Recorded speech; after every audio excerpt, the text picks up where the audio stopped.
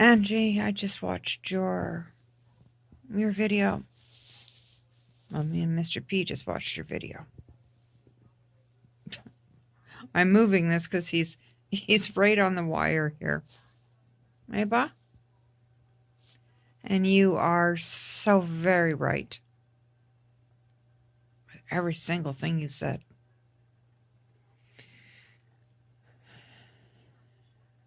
I'm 53 and I have one. I said, to hell with that. I'm going to do something. And that for my aquamarine December. It's my December, my birthday just comes and goes, and that's it. It's never recognized. My bestie who lives in North Dakota and who has pancreatic cancer, she sent me, I haven't taken it down yet. I've just left it there. It's a balloon that's filled with air, and it's just floating there. And I have the church that comes to see me on Sunday, probably wondering why I still have it up. And a bear that's hugging a jar that I bought that says family is everything.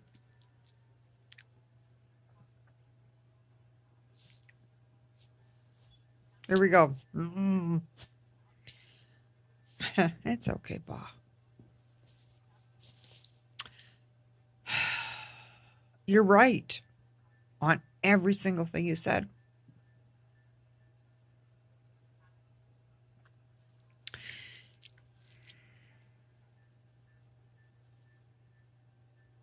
Depression is shitty.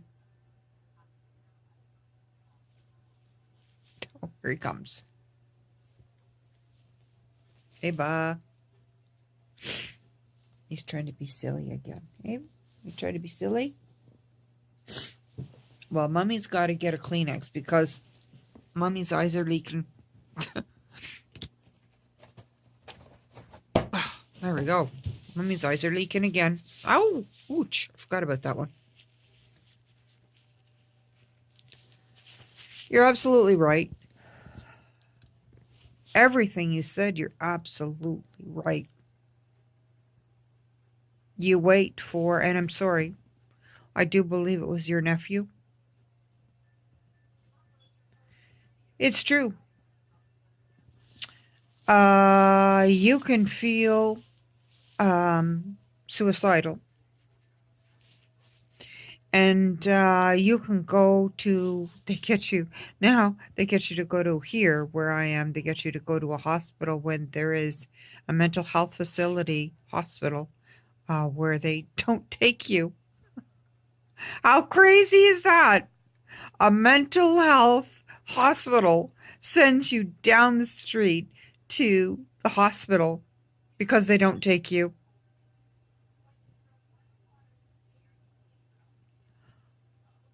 And then you go, and how I know this is because of my son.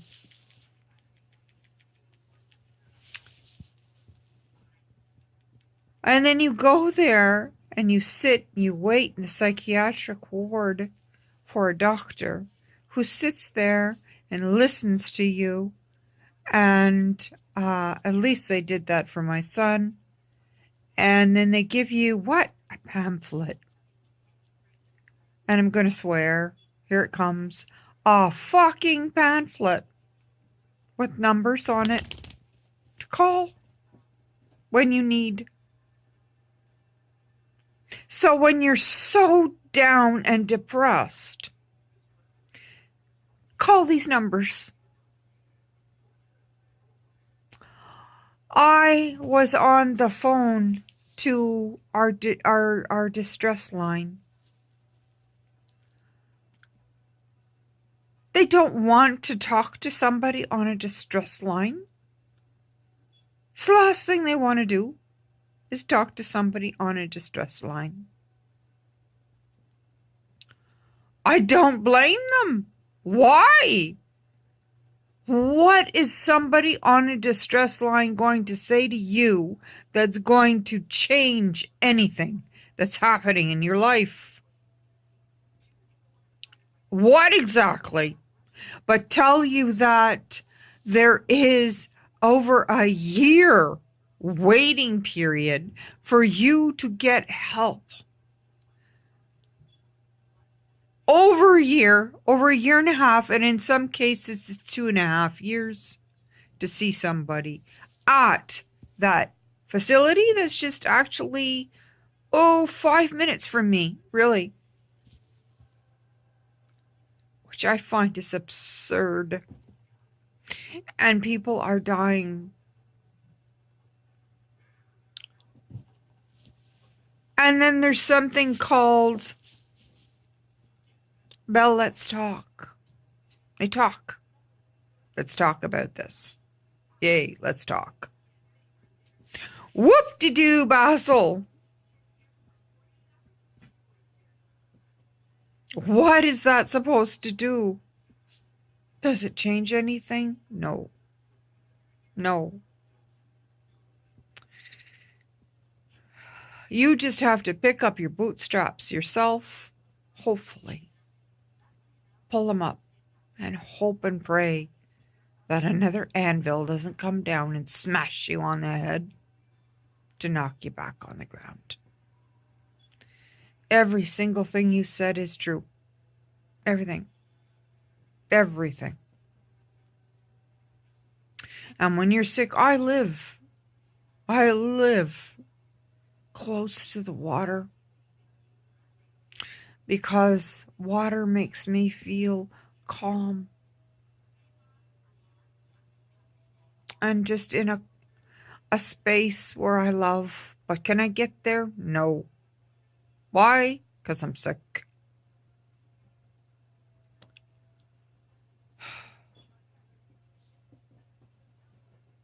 So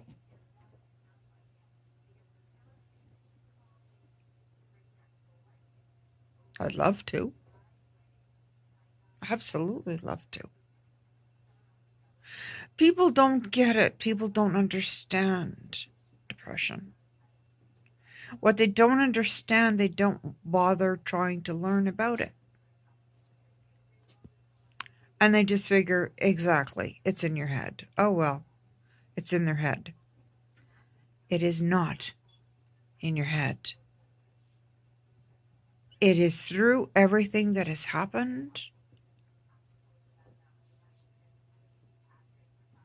And is the wiring, the neurons. I could get really scientific and technical here, and I'm not going to. If you want to look it up, damn well look it up. If you don't care to, don't. But I'm not going to sit here and give a sermon about depression. It should be so obvious. There's so many people that suffer from it. And those who suffer from it, it's painful. It's painful as if you've sliced yourself open. That you could see. Depression, you can't. People say, just come on, let's get happy. You know, the what's that show, Partridge Family? Come on, get happy. I was just going to flip the bird. The Partridge Family's little birds walking. I was going to flip with the bird. There's only so much you can do when constant shit hits the fan and keeps hitting it over and over and over and over and over and over and over again. And you can't stop it. And there's nobody there. There's nobody. But I have a guy here Thank God I have a guy here. His name is Mr. P. And was supposed to be, the funny thing about it, he was supposed to be a teacup chihuahua. And I paid a pretty penny for a teacup chihuahua. And the woman screwed me. Simple as that. Because he's not a teacup chihuahua. He's a miniature chihuahua. But was I going to bring him back and say to her, you cheated me? No, because I fell in love with my baby. I fell in love with him. Neighbor. And that was it. His little face. The funny thing is, I wasn't even looking for a teacup chihuahua. Yeah. I was looking for a dachshund. A miniature dachshund. That's what I was looking for. But I saw this cute little face looking at me. I said, I gotta go see this cute little face. And by the time I saw this cute little face looking back at me and flipped over on his back and put his little feet in the air looking at me in his submissive pose, I knew he was coming home with me. I haven't regretted a day since. That was over 4 years ago. It'll be 5 years in February 27th. It's funny how my birthday's on the 27th, and so is his. He keeps me going. He really keeps me going.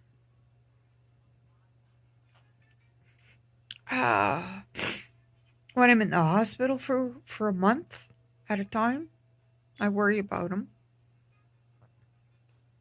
I have to rally around to try to get my son somebody to come to look after him because I worry.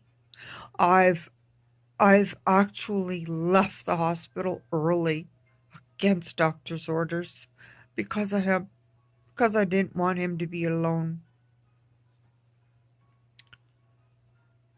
If they could have brought him in, what is that fine? Keep him with me. I didn't want him to be alone.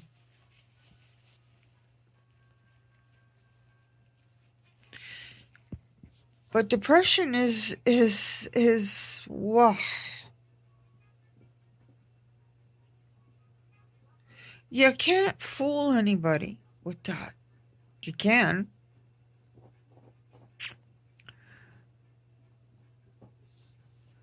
So what I have to do is do things that I like, which is not a lot. There's my stomach's just really kicking up a storm. I like the Game of Thrones, so I'll go and when I can get a box set, a whole box set of Game of Thrones, and it's finished come this April. Today, it's -27, and we're in a major snowstorm. Yay. And on Monday, tomorrow, I go and get needles in my head by the neurologist. There was something that could be used. It was a self-injection that he talked about. Unfortunately, I have an aversion to latex, and therefore I can't take this. I am what they call it is ultra sensitive. I'm a sensitive to medications. My body is.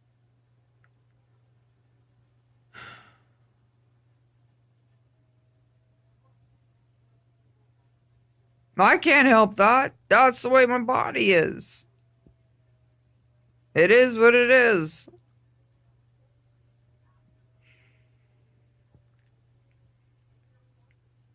So what I do is I just try to do what I can and what I like. What I like happens to be Game of Thrones. What I like happens to be The Walking Dead. What I like happens to be doing yoga and doing things like that when I can, when my health and my body allows me to.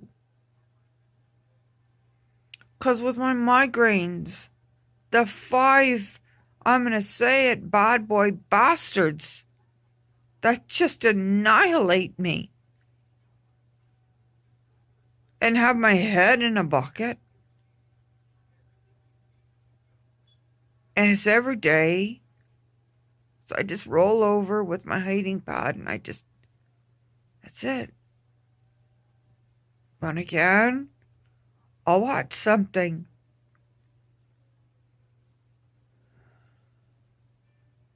And I can't go out and interact or do things like that because of my COPD. Look what the hell happened in 5 effing months where I did stuff with my grandchildren.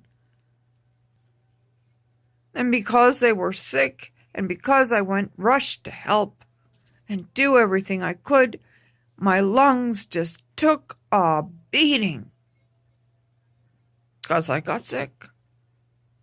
Just like they told me, do not go see your mom in the home because of the germs that are all in the home. You'll pick them up because your immunity is so low that you'll catch everything. And so I caught everything, which led to exacerbation after exacerbation. And people don't understand what the hell an exacerbation is. It means that I've lessened the function of my lungs and it won't come back. It won't come back. It's less and less and less and less, to the point where you need oxygen and you need other stuff to breathe. And at that point, there's other stuff that happens where even oxygen doesn't help.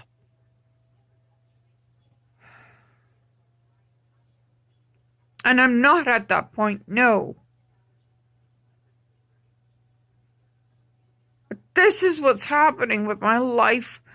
Partially, this is only some things that's happening with my life.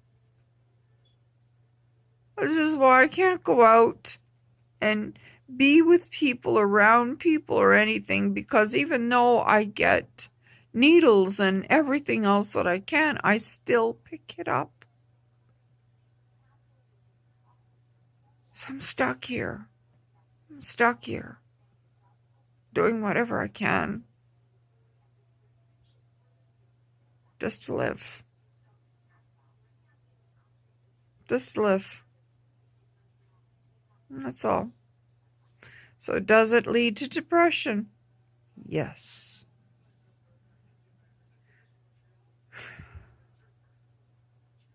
So go to Angie Mac Raw, because she's absolutely right. She said a mouthful. And she's absolutely speaking the truth. Absolutely.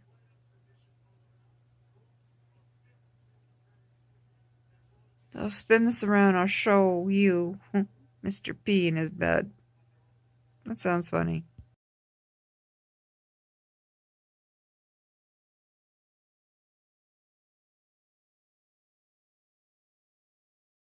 And to funerals, many of them, my family's. And I've stood there and I've listened to people say how kind and how beautiful and what a great person they were and all of this stuff. Did they tell a person? Did the person know? Did they know? Then I've seen the after effects that no, they didn't know. They weren't told. People just assumed. And what is assuming? Making an ass out of you and me. That's why I always say, tell the people that you love every single damn day that you love them and how much you love them. Because anything can happen to them any day. We just had a bus accident here. It was a double-decker bus that something happened, God knows what, but it was during rush hour and the bus careened into a bus shelter. It killed 3 people and injured 23 or 24 people. Seriously injured, critically injured. Those people, when they went to work that day, they didn't expect not to be coming home. Did their loved ones say how much they loved them? How much that they meant to their life? People don't do that. People don't do that.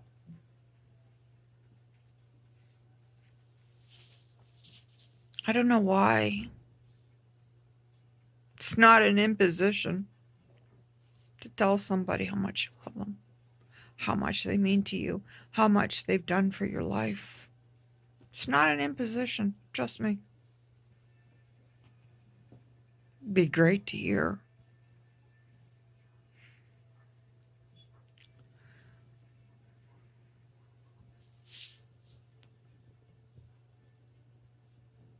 And there's other people that think, because there's so many things that go wrong with you. For me, in my case, I have so many things that are wrong in my body.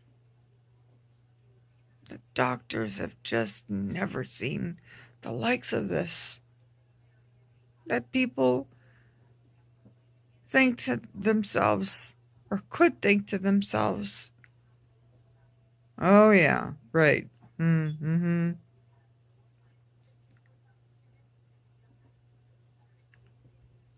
And you know what? Those are the people that the day I die, God knows when that is, that they'll be standing there saying, what a wonderful person I was. And what a this I was, and what a that I was. Yet they were the first ones to be sitting there saying, oh yeah, well I wonder about all of this, and I wonder, you know.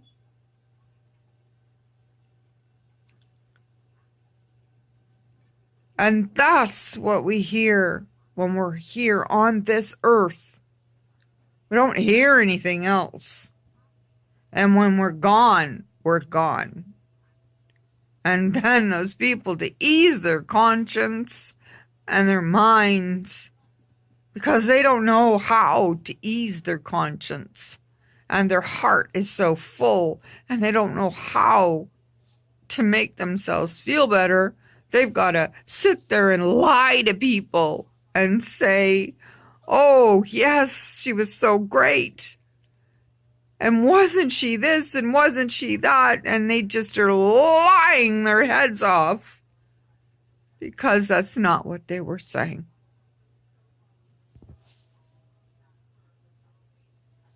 And were they around? No. I had somebody that said, oh, I always check in on her every day or close to it. I always check in on her. And then I had this other person call me once, many years ago, and say to me, well, I didn't check in on you because this person said she had it covered. I said, this person hasn't seen me in X number of years, since 2014. She said, what? I said, no, this person doesn't see me. This person doesn't do anything for me. And hasn't. But yet they spread these things around to make themselves feel better, feel important, that they've done something, yet they've done nothing. They've done nothing to help you. Not a thing. They have not lifted a finger. Not one.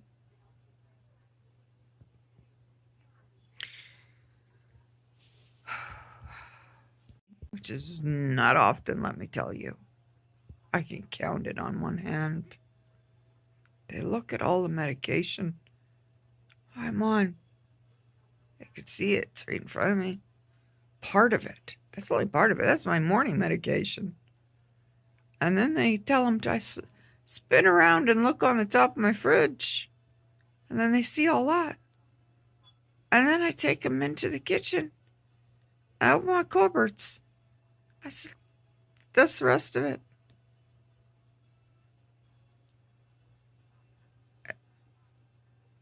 Are you kidding me? Do I look like I'm kidding you? Do I look like I'm joking? In any sense of the way, or the word. Do you want to take a look at the names that are on the bottles?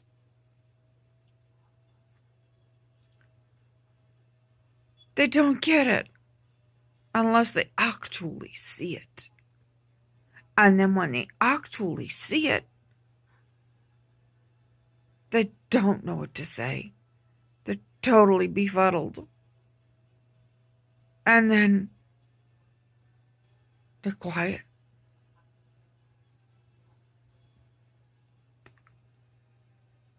And then they say, tell me what's wrong with you again.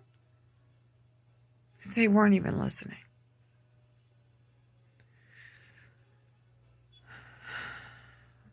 And I'm tired. I'm tired of telling people what's wrong with me.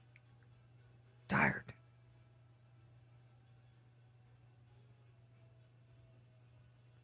It just reminds me of everything that's wrong with me. Of everything I face every day.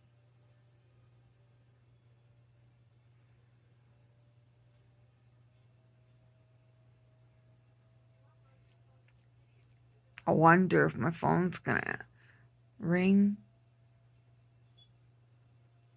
Somebody gonna call?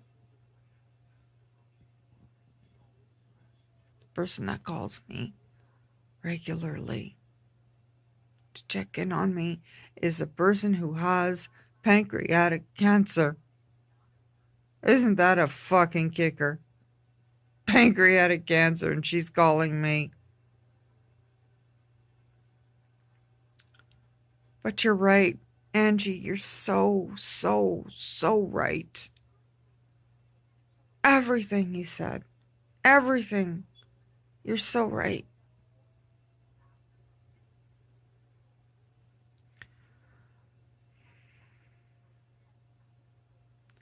It is a shitstorm. Like I said, my life is like a fart in a tornado. It's just crazy. For the longest time, my birth mother used to tell me, longest time, that there was nothing good in my life. I didn't have anything good in my life. And she was always afraid to pick up the phone because she was afraid somebody was going to say I was dead. Or she was afraid that it was more bad news. Because my life has always been bad news. Always. When have I had good news?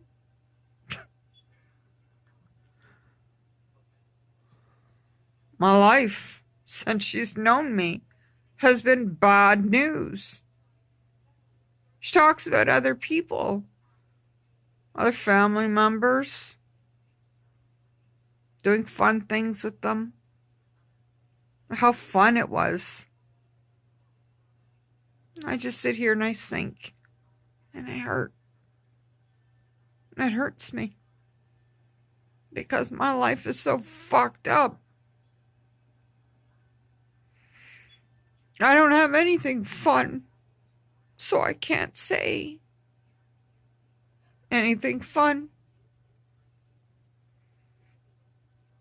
And I just have to listen to how much fun she has with other people and not me. And that hurts.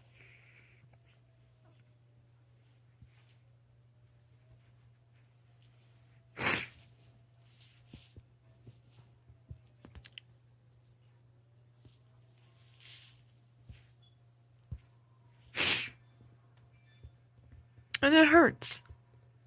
It hurts. You know, we had so much fun doing this and so much fun doing that, and they talked about this and we talked about that and everything, and what happens with me is all this stupid shit. The potential of cancer and surgeries and colostomies and just more shit and things that are happening with my sons and, you know, just shit. It's not wrapped up in a pretty bow or anything. It's just what my life is. And I said, I don't go anywhere and I don't do anything. So what great things am I supposed to talk about?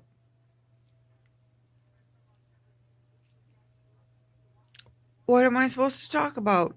I try to do exercising and Pilates and things like that, and you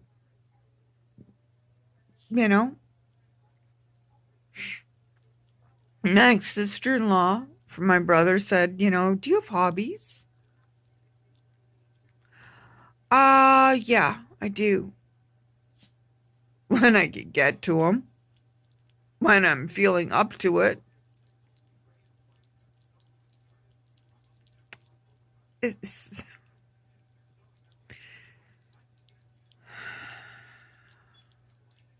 just bugs the shit out of me.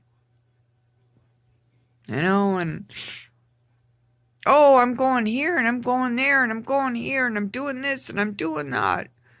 And, you know, we're going here and we're doing this and I'm doing nothing. I'm doing nothing. That hurts. Because I was such a person that I wanted to travel the world. I wanted to go to England. I wanted to go to Scotland. I wanted to go to Ireland. I wanted to go to Newfoundland. I wanted to go so many places. I can't even travel within a tiny radius of my home. Because I don't know what's going to happen from one minute to the next.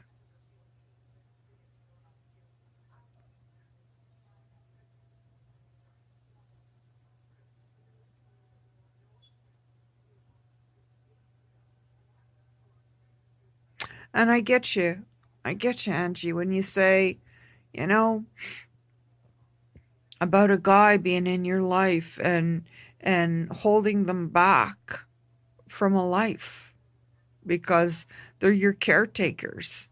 I don't have a caretaker. I had somebody that used me and abused me for years. And I was fine financially, and he just wrecked that. And he hurt my kids. And then I was married for 10 years before, and he did the same. I picked them well. So for the past almost, 9 years, I haven't been with anybody. Nobody. I haven't gone on any dates, nothing. Like I said, it took me 5 years to decide what I really wanted in my life. And then what happened is I got sick, and I got sicker. got sicker and sicker and sicker. And that was it. No guy's gonna want this. I don't blame him. I don't even want this. So I get it. I try to put a happy spin on it. Try to do the best I can. But depression, man, that creeps up. That's there. It's there. The doctors know that. A lot of them don't even understand how I could live with all of this.